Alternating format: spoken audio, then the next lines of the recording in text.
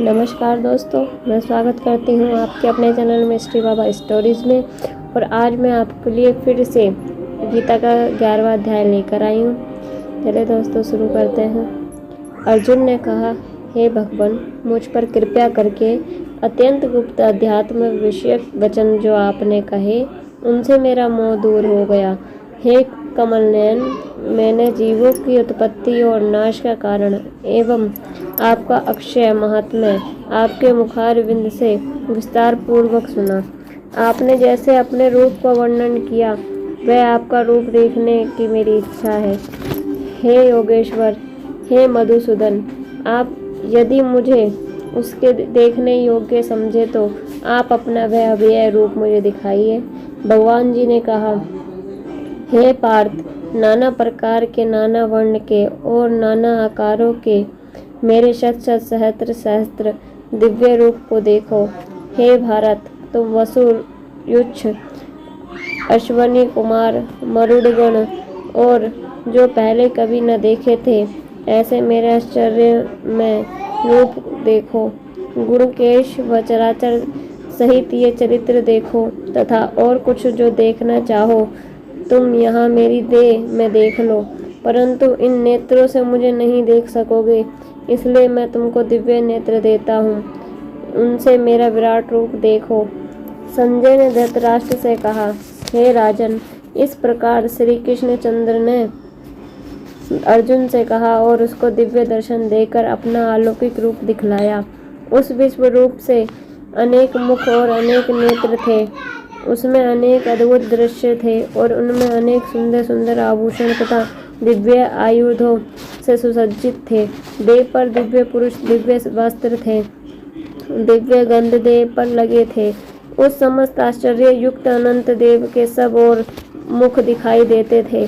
आकाश में चारों सूर्य की प्रभा एक साथ हो तो भी उस महात्मा की प्रभा की समानता नहीं कर सकेगी। उस समय अर्जुन ने देवाधिदेव के शरीर में अनेक प्रकार से विमल इस समस्त जगत को एकत्रित देखा।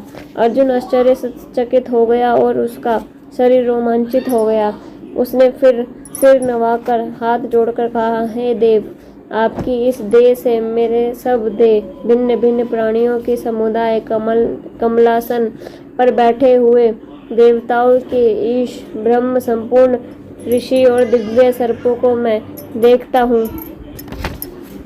हे विश्वेश्वर, तुम्हारे अनेक भुजा, अनेक उदर, अनेक मुख, अनेक नेत्र हैं, अतः आपका रूप अनंत है। आपके अनंत तथा आदि को मैं नहीं देखता, किंतु समस्त विश्व में आपका ही रूप देखता हूँ। आपको किरीट युक्त गदा चक्रधारे चारों ओर से देदीप्यमान तेजो राशि सर्वत्र चमकते हुए अग्नि सूर्य की भांति प्रकाशवान दुभिक्ष और अपारंपार देख रहा हूँ। मेरे मन से तुम भी ब्रह्म जानने की वस्तु, विश्व का महान आधार, नित्य सनातन धर्म के रक्षक, पुराण पुरुष हो। मैं आपको आदि मध्य तथा अंत से रहित अनंत शक्ति, अनंत भुजा, चंद्र सूर्य है, नेत्र जैसे जिसके ऐसे कांतिमान अग्नि के सदृश्य मुख वाला अपने तेज से इस संपूर्ण संसार को तपाते हुए देख रहा हूँ।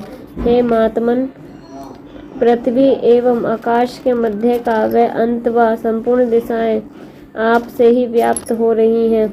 आपका यह अद्भुत और उग्र रूप देख तीनों लोक व्यवस्थित हो रहे हैं। ये देखा कि देवताओं के समूह तुम्हारी शरण आ रहे हैं, उनमें कितने ही भयभीत हाथ जोड़कर तुम्हारी प्रार्थना करते हैं। महर्षियों और सिद्धों का समूह स्वास्तिक कहकर नाना प्रकार से तुम्हारी प्रशंसा कर रहा है। रुद्र, आदित्य, वसु, साध्य, विश्वदेव, अश्वनी, मारुत, पिता, गंधर्व, यक्ष, असुर, सिद्ध संग समित विस्मित होकर आपकी ओर टकटकी लगाकर देख रहे हैं।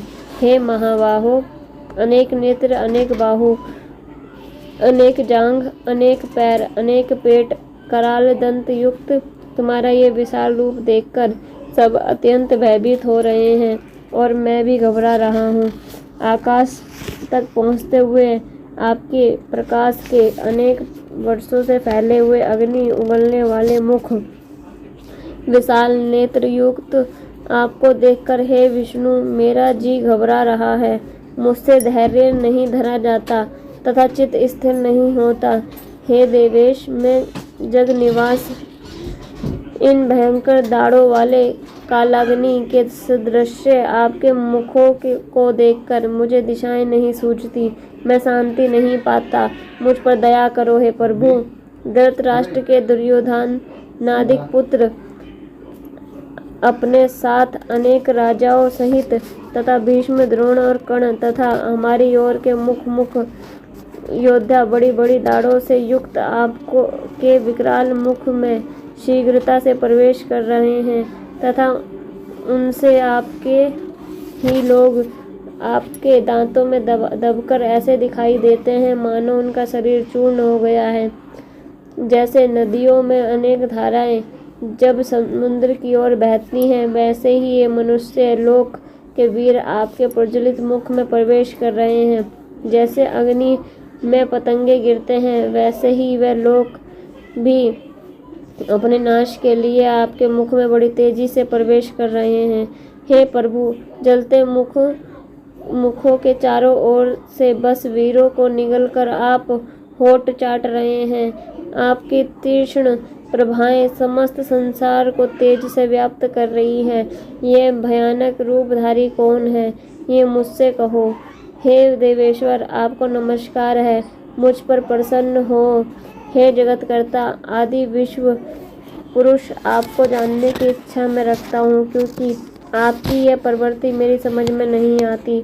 श्री भगवान बोले, संसार का नाश करने वाला मैं उग्र काल हूँ, समस्त जनों का संहार करने के लिए आया हूँ। तुम्हारे युद्ध न करने पर भी ये वीर जीवित नहीं रहेंगे। अंततः तुम उठो, शत्रुओं के संहार यश को लेकर इस समृद्धशाली राज्य का भोग करो। हे सव्य सचिन, आपको मैंने पहले ही मार रखा है, तुम केवल निमित्त मात्र हो जाओ।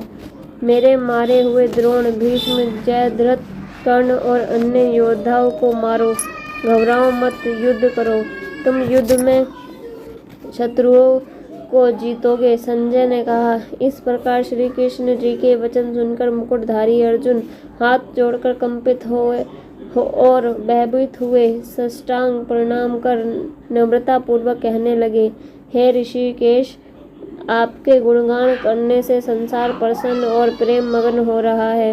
राक्षस डरकर दिशाओं की ओर भागते हैं तथा सिद्ध पुरुष आपको नमस्कार करते हैं। हे महात्मन, हे अनंत, हे देवादिदेव, हे जगन निवास, आप ब्रह्मा से भी श्रेष्ठ हो। आपको देवता क्यों न नमस्कार करें। व्यक्त भी आप हो तथा अव्यक्त भी आप हो तथा इन दोनों से परे अक्षर भी आप हो। हे अनंत रूप, आप आदि देव हो, पुरातन पुरुष हो, विश्व के परम आधार हो, ज्ञात और श्रेष्ठ हो। श्रेष्ठ स्थान आप हो, विश्व का विस्तार करने वाले आप हो। आपकी महिमा को न जानकर मैंने आपको अपना मित्र मानकर हे कृष्ण, हे सखे, ऐसा जो तिरस्कार से कहे सो प्रमोद से तथा स्नेह से यह युक्त अप्रमेय रूप आपसे इन बातों की क्षमा मांगता हूँ, जो कि मैंने परिरस से विहार, सोते बैठते और भोजन समय अकेले तथा मित्रों के मध्य में आपका अपमान किया है। आप इस स्थान जंगल रूप लोक के पिता, पूज्य और महान गुरु हो। त्रिलोकी में भी आपके समान कोई नहीं है। आपसे अधिक अतुल प्रभाव कहाँ से होगा। इसलिए स्तुत्य ईश आपको सिर झुकाकर प्रणाम करके यही प्रार्थना करता हूँ कि मुझ पर कृपा करो। हे देव, जैसे पिता पुत्र के, मित्र मित्र के, पति पत्नी के अपराध को क्षमा करता है, वैसे ही तुम मेरे अपराध को क्षमा करो। हे देव, जो पहले कभी नहीं देखा, ऐसा आपका रूप देखकर मैं प्रसन्न हूँ, परंतु भय से मेरा मन व्याकुल है, इसलिए वही पहला रूप मुझे दिखाओ। तथा हे देवेश, हे जगन निवास, आप प्रसन्न हो जाओ। हे सहस्त्र बाहु, हे विश्वमूर्ति, मैं फिर आपको वही किरीट, गदा और हाथ में चक्र धारण किए हुए देखना चाहता हूँ।